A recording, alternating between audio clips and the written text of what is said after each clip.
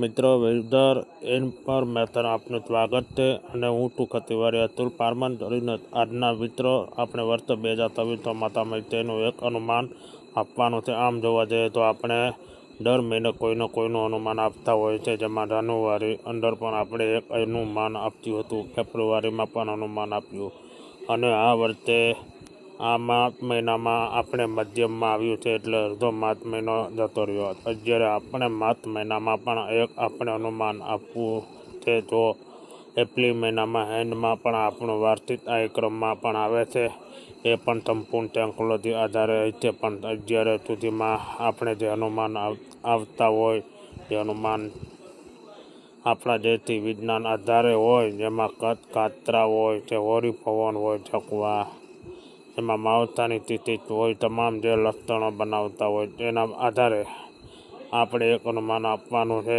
તે ટેકનોલોજીમાં આધારે વાત કરવા જઈએ તો મહત્ત્વનું છે અલની જેમ છે 2026 ચોમાસાની દરમિયાન અલની સ્થિતિમાં જોવા મળી શકે. જો એનાથી પણ ગભરાવાનું નથી. ઘણી વખત એવું પણ બનતું હોય છે અલની હોવાની છતાં પણ આપણું ગુજરાતમાં જે ચોમાસું છે સારું થતું હોય, એના પણ ખાસ કરીને 2026 ચોમાસું છે નબળું થાય તેવા અત્યાર સુધીમાં કોઈ મોટા સંકેત નથી મળ્યા.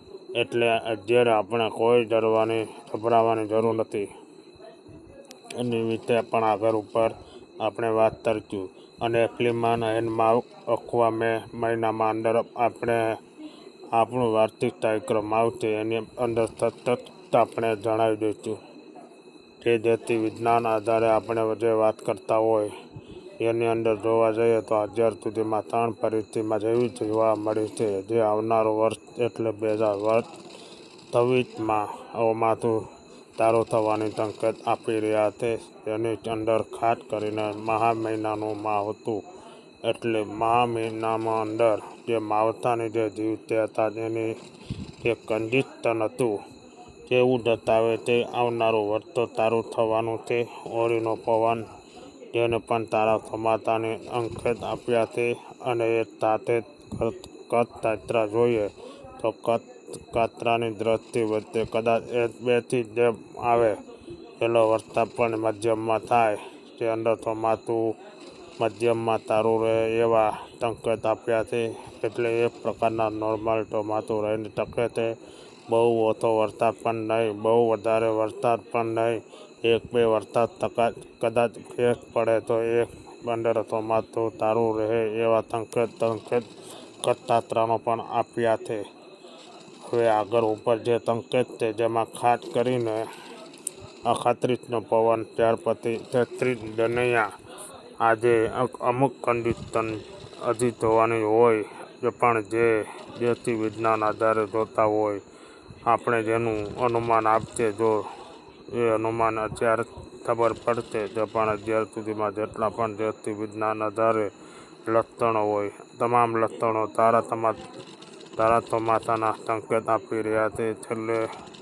એટલે વર્ષ તો 2026 ચોમાસું છે સારું રહેવાનું છે એવા ચોક્કસથી સંકેત મળી રહ્યા છે.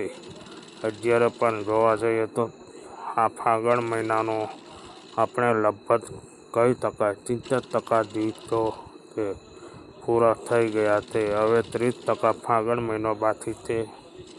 ચૈત્ર મહિનાની અંદર જે ગરમી હોય, ચૈત્ર મહિનાની અંદર ચૈત્ર દનૈયા હોય, એના પણ સારા સંકેત મળે એવી શક્યતાઓ લાગી રહી છે. એનું કારણ છે જે તે ચૈત્ર મહિનામાં અમે જે ટેકનોલોજી મારફત જોયું તો મુજબમાં જે ચૈત્રી દનૈયા હોય, ચૈત્રી દનૈયામાં જે ગરમી પડવી જોઈએ, જે તાપમાન હોવું જોઈએ, તાપમાનમાં રહેવાના સંકેત અત્યારે મળી રહ્યા છે. એટલે તે ચૈત્રી દનૈયા પણ સારા થશે એવું લાગી રહ્યું છે. એટલે જેથી વિજ્ઞાન પ્રમાણે જોવા જઈએ તો ચોમાસું બિલકુલ નબળું નથી રહેવાનું. જેથી વિજ્ઞાન પ્રમાણે જે આપણે પરંપરાની કાતરાની હોય, હોરી પવનની હોય અથવા માવઠાની તિથિ, તમામ તિથિમાં એવી જતાઈ રહ્યા છે. આવનારું ચોમાસું તે સારું રહેવાનું. એટલે તે ખાસ કરીને આપણે અત્યારથી જોઈએ તો ગભરાવું નથી.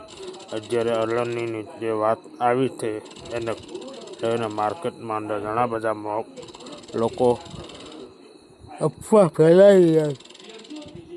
હાલની તત્રીય થતે ઉપર હલની થતે એટલે એને કારણ વર્ત નબળું થતે પણ આવી એક ડર ફેલાવી રહ્યા તે